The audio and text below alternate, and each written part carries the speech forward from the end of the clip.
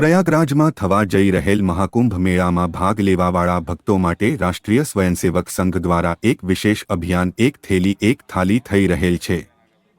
આ અભિયાન અંતર્ગત 2000 જેટલી કીટ બનાવીને આજરોજ આણંદ જિલ્લાના પ્રભારી મંત્રી શ્રી ઋષિકેશ પટેલની મુખ્ય ઉપસ્થિતિમાં જિલ્લા ભાજપ પ્રમુખ રાજેશ પટેલ, જિલ્લા મંત્રી જગત પટેલ અને ધારાસભ્યશ્રીઓની હાજરીમાં પ્રયાગરાજ ખાતે પ્રસ્થાન કરાવવામાં આવી।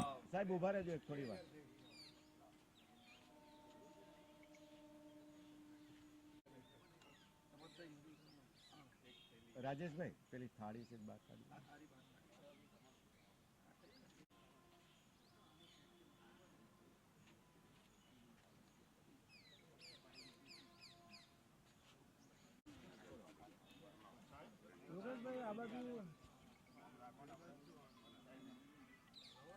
जय जय श्री राम, जय जय श्री राम, जय श्री राम, जय श्री राम, जय श्री राम।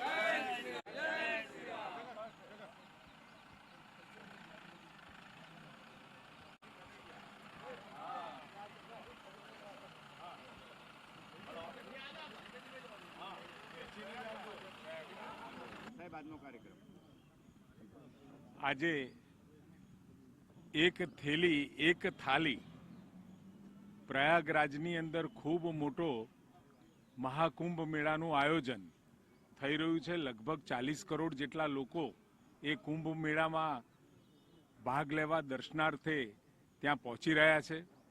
દર્શનાર્થીઓની શરૂઆત પણ થઈ ગઈ છે। 40,000 ટન જેટલો કચરો પણ ત્યાં આગળ વિસર્જિત થવાનો છે। ખૂબ પવિત્ર આવા કુંભ મેળાની અંદર ભારતીય રાષ્ટ્રીય સ્વયં સેવક સંઘ અને સાથે વિશ્વ હિન્દુ પરિષદ અને એની ભગીની સંસ્થાઓ દ્વારા જે અત્યારે 5 પ્રકલ્પો ઉપર કામ થઈ રહ્યું છે, એમાં મહત્વના 2 વિષય સ્વદેશી અને સાથે પર્યાવરણની બચાવોની જે ઝુંબેશ આદરણીય પ્રધાનમંત્રીશ્રીએ ચાલુ કરી છે, ત્યારે આ મહાકુંભ મેળાની અંદર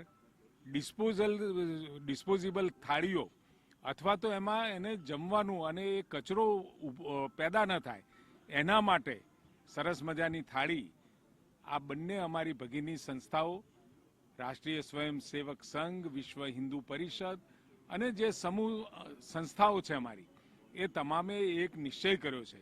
ત્યાં આગળ આપણે એક થેલી પણ પહોંચાડીશું જેથી કરીને ઉત્સર્જિત થયેલો કચરો અને સાથે અમને જે ભોજન લેવાનું છે એ ડિસ્પોઝેબલ થાળીમાં ના લેવાનું થાય અને આખા દેશની અંદર ઘરે ઘરે જઈ પ્રત્યેક ઘરમાંથી એક થેલી અને એક થાળી ભેગી કરી અને ત્યાં પહોંચાડવાનું જે આયોજન કર્યું છે, આજે અહીંયા આણંદ જિલ્લામાંથી પણ ખૂબ મોટી સંખ્યામાં લગભગ 2 લાખ જેટલા સેટ આપણે ત્યાં મોકલી રહ્યા છીએ।